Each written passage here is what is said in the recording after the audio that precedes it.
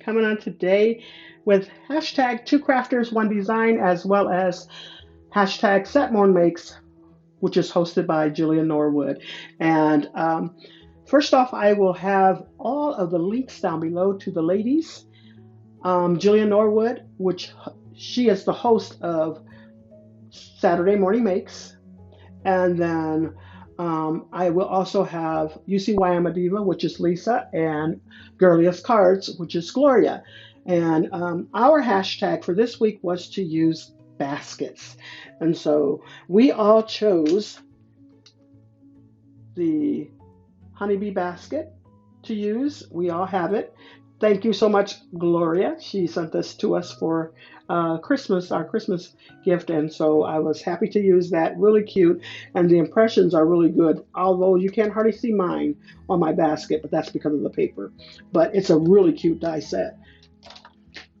Then I'm also using holiday blooms. I'm using some of the cattails and some of the flowers that's around in there.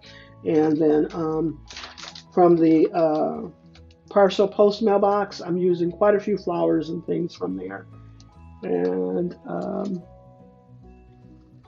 the paper that I am using, it's an older pack, and it's called Miss Caroline, and I've had it for years and I have never finished it, but I love this paper a lot. It's so pretty, and so that's where I got my paper from. Card Stevie stamps, I'm using the A2 fancy frame layers as well as the fancy frame dies. So those are both packs that I'm using, and let me show you this a little bit more close. I did get the gems from I want to say Queen of Craft. And anyways, this is a very dimensional card. As you can tell, the flower sticks out from the basket, but I love how that turned out. There goes my Creative Time layer dies, and just super, super pretty. I love that. And then there goes the inside of the card. Just too cute. All of these flowers really filled up the basket nicely, so I really, really like that.